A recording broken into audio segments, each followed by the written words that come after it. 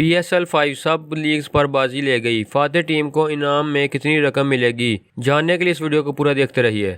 अगर आप भी क्रिकेट लवर हैं तो इस वीडियो के नीचे दिए गए इस लाल कलर के सब्सक्राइब बटन पर क्लिक करें और साथ मौजूद घंटी के निशान को भी क्लिक कर लें ताकि आपको क्रिकेट से जुड़ी हर खबर सबसे पहले मिलती रहे।